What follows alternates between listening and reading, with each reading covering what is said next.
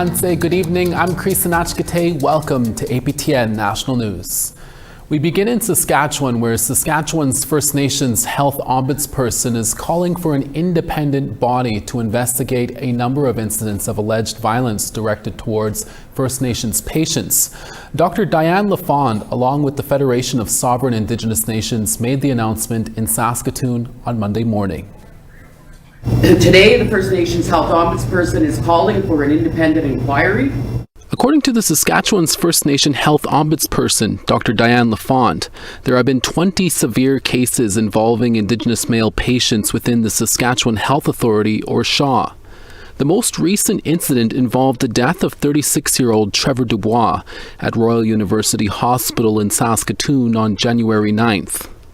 Trevor had an open complaint with our office. Trevor was already a client of ours back in September regarding treatment that he had already received within the healthcare system. Now that's appalling. That's concerning. While receiving treatment for brain cancer, Saskatoon police say security officers entered inside Dubois' patient room where an altercation took place. Security guards attempted to restrain the man, however he became unresponsive and later died. Police say an imitation gun, methamphetamine, and drug paraphernalia was later found in the room. The family says the imitation firearm was a cigarette holder and lighter that was pink and yellow, and add Dubois wouldn't hurt anybody. Lafond, alongside the Federation of Sovereign Indigenous Nations, alleged systemic racism and unfair treatment in that case. They are now calling for an independent investigation that includes First Nation consultation and engagement. Thorough investigation, hands off from the Saskatchewan Health Authority and hands off from the Saskatoon Police Services. It's got to be done independently. We want action to ensure this never happens again. And if the province does not respond favorably, then we are prepared to launch a class action based on the 550 files that the First Nations Health Ombudsperson has as evidence.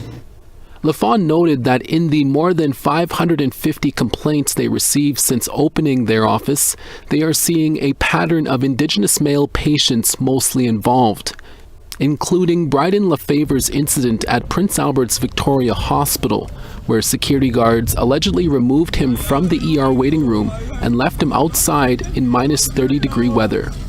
In a statement to APTN News, SHA says it's committed to ensuring health facilities are safe and secure spaces for patients, free from racism and discrimination against First Nation and Métis families.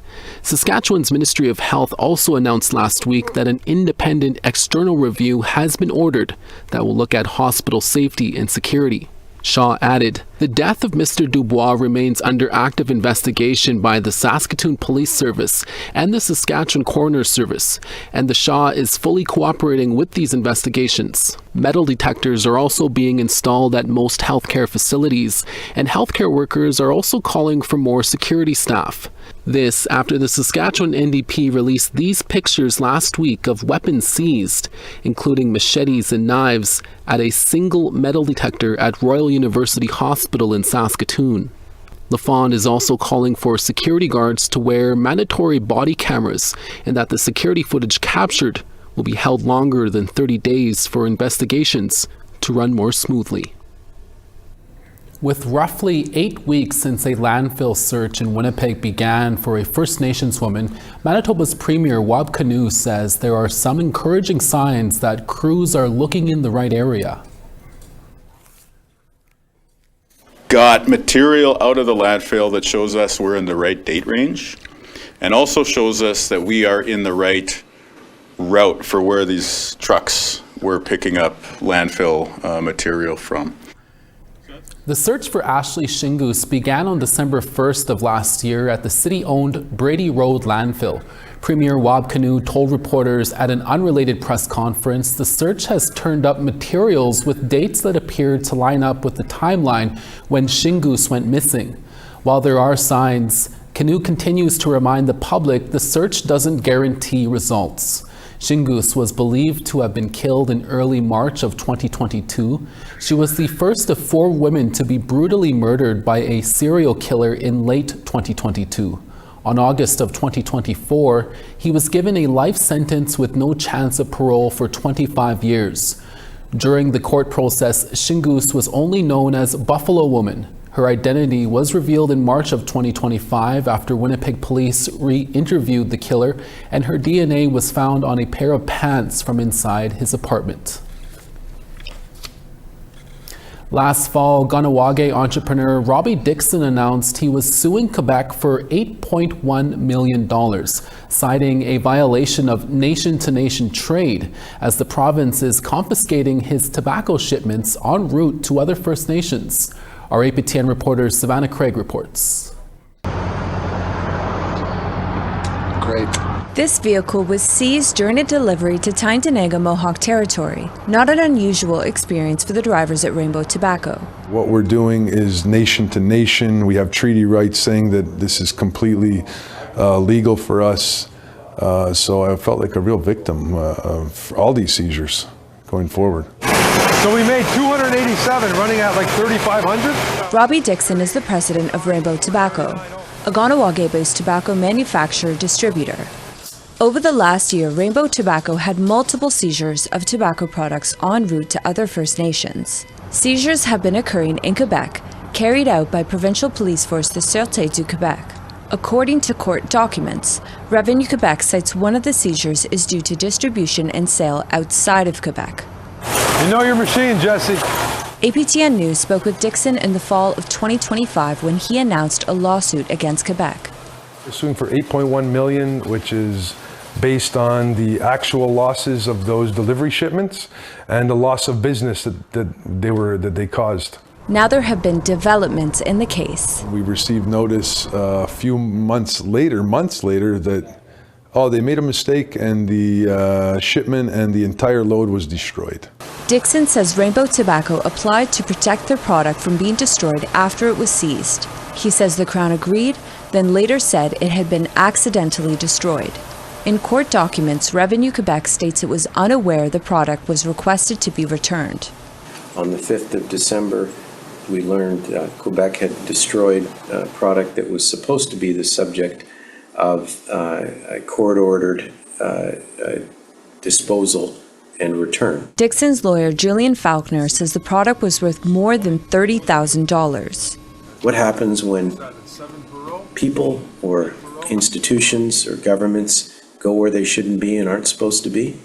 Mistakes happen, and this is just a reflection of the blunders. Rainbow Tobacco's lawsuit against Quebec is currently facing delays. Dixon said he was told by Revenue Quebec that it cannot provide a representative for the case in the coming months. We were looking to get in front of a judge as fast as possible to try to stop this interventions in our trade network. And if you can't get some type of emergency decision making, then the legal system really isn't fair. That's how I see it right now. Revenue Quebec told APTN News it would not comment on this case as it is before the courts. Savannah Craig, APTN National News, Montreal. We're always looking for your feedback or story ideas. Here's how to continue the conversation with us. If you have a story you want to share, send us an email to news@aptn.ca. And to read and watch our stories, go to www.aptnnews.ca. You can also find us online on your favorite social media sites, including TikTok, YouTube, LinkedIn, and X. Follow APTN News to join the conversation and see our latest stories. An interactive art installation is challenging healthcare leaders to rethink anti-racism and cultural safety in healthcare delivery across the Northwest Territories. Our APTN reporter Charlotte Moore-Jacobs takes you through the display. For Charlotte Greenland, the Dene way of being strong as two people is deeply personal and is reflective in her work with North Star, a new art exhibit in the NWT capital which aims to develop a culturally safer and more equitable health system for Indigenous people. And what I found most grounding was walking into the tent, and the as we say in Gwich'in, or the spruce boughs, that smell is something that's been a part of my life. You know, I grew up going out muskrat trapping in tents like this, and that smell grounded me right from the start. Step into this immersive, experiential learning project, a creation from Northern artists and scholars. In the Northwest Territories, there were 14 officially recognized residential schools. Audio guides participants through chapters of colonial history and systemic racism, and pays homage to Gwich'in understandings of vitai, personal strength, and gutai, communal strength. Indigenous people never had a good relationship with Canada. All the policies and programs, everything has always been to address the Indian problem. And so reconciliation doesn't really address the issue for me. So one of the things that I like about it, I guess we have to remind people, is that this is the history has been. It is a practice of looking inward. As more is revealed, the portals open not only to creative expressions, but directives for better outcomes for Indigenous clients. We will walk through the anti-Indigenous racism. Suggestions on models of care rooted in education, language, justice, and healing. Lead organizer of North Star and Director of Community Culture and Innovation, Nina Larson, says the project is part of a territorial push for the healthcare system to better reflect culture and needs of residents. Is to really model what we want the healthcare system to be if we think of the future of health, which is informed choice and informed consent.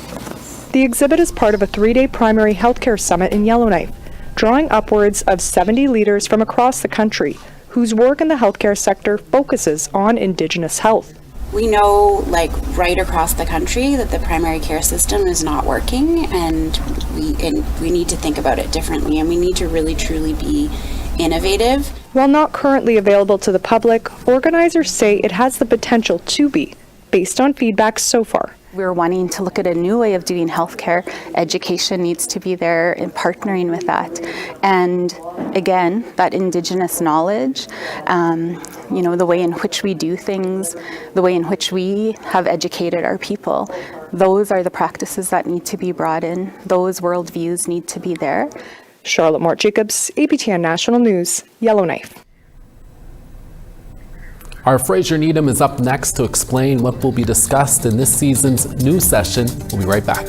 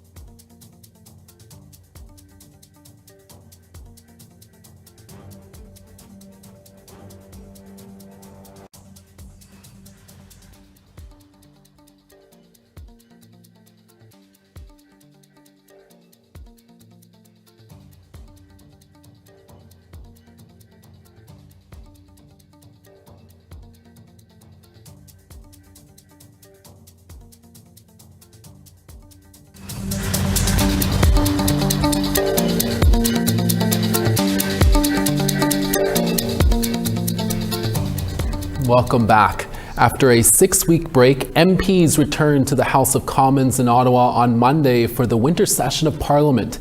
APTN's Fraser Needham joins us now to talk about what might be on this year's agenda. Fraser Needham, thanks so much for speaking with us. First off, can you tell our viewers some of the things that were on the agenda today for the first day of Parliament? Okay, it started off this morning with Prime Minister Mark Carney in a local grocery store here in Ottawa to announce something called the Canada Groceries and Essentials Benefit. It just basically replaces the GST credit. And so the government's announcing quite a significant thing to help people with the rising cost of groceries. It's a 50% increase for the first year, and that could basically be as much as $1,890 this year, and then about $1,400 for the rest of the 5 years that it's been announced for. So certainly they're kind of bringing things back to, cost of living sort of things on the first day of Parliament. That, of course, then dominated question period with the Conservatives, of course, not wanting to go against this, but saying that they'd like to see much more to address affordability in the way of tax cuts, and that would include sort of getting rid of the the industrial carbon tax is something that they mentioned during question period, that they think the Liberals should go further in making life more affordable for Canadians. Yeah, cost of living is definitely on the minds of all of us. Fraser, what are some of the Indigenous items that may be on the legislative agenda in this session as well? Okay, well, I think there's two in particular. The first one would be the reintroduction of the First Nations Clean Water Act. Of course, this died on the order paper in the last Parliament before there was an election, so it's something they need to simply just reintroduce. A lot of people thought that would be done in the fall session. It wasn't, and so the Prime Minister committed to it at the APTN Assembly here recently in Ottawa in December that they would put that forward.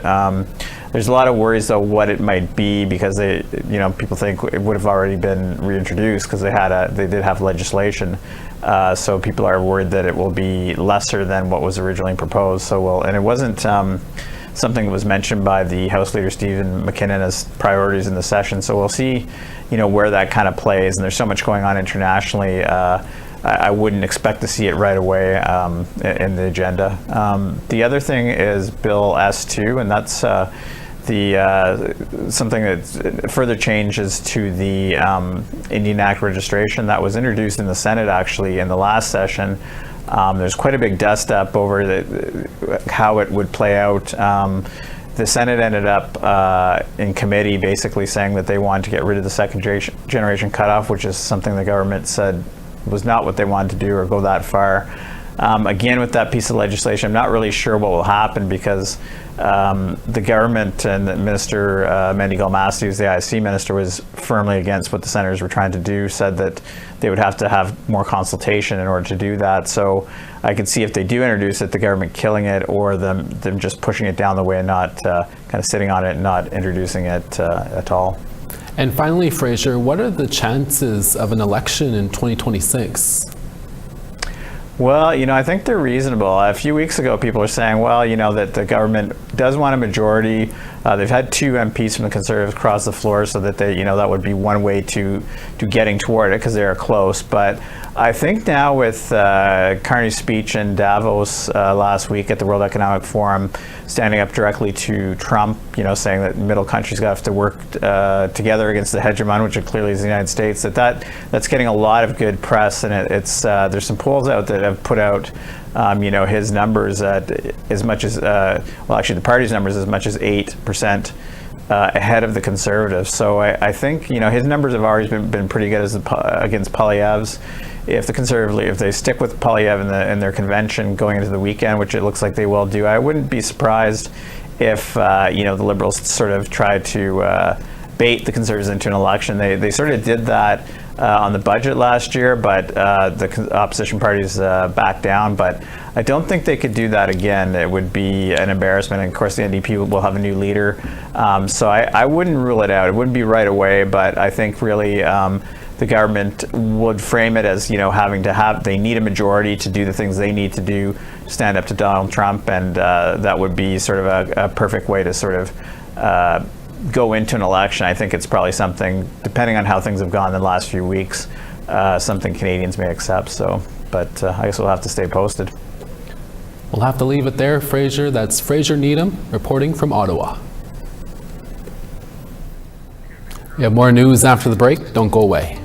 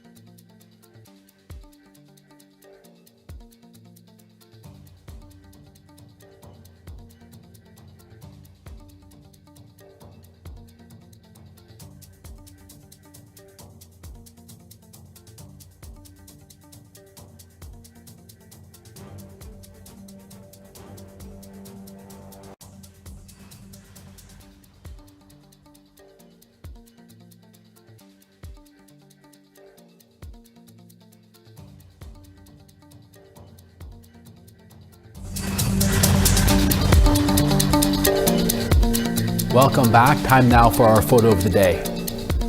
It's a chilly day in Norway House, Cree Nation, located in northern Manitoba, and Christopher B. Clark is just trying to stay warm and enjoy a beautiful clear sky. Thanks for sharing, Chris. If you have a picture you want to share, send us your pictures to share@aptn.ca. Time now for a look at tomorrow's weather forecast. On the East Coast, St. John's -4, Charlottetown -5, Kirkgrave -17, Happy Valley, Goose Bay sunny and -18, Quebec City -12, St. Jovite -11, Ottawa partly cloudy and -8, Toronto -9, clear skies in Timmins at -10, Thunder Bay -13, sunny in Norway House at -19, Puckatawagan -18, -16 in Princess Harbour, Dauphin -15, clear skies in Regina at -12, Yorkton -16, La Ronge -19, Stony Rapids -21, cloudy in Peace River at -2, Fort McMurray -12, 0 in Medicine Hat, Lethbridge 5, 11 in Vancouver, Tofino showers and 10, clear skies in Fort Nelson at -12, partly cloudy in Smithers at 1, -26 in Rock River, -30 in Old Crow, sunny in Fort Simpson at -16, Watee -22, Sax Harbor -31, Colville Lake -19, -14 in Chesterfield, Baker Lake -21, and Clyde River -18, Iqaluit -15.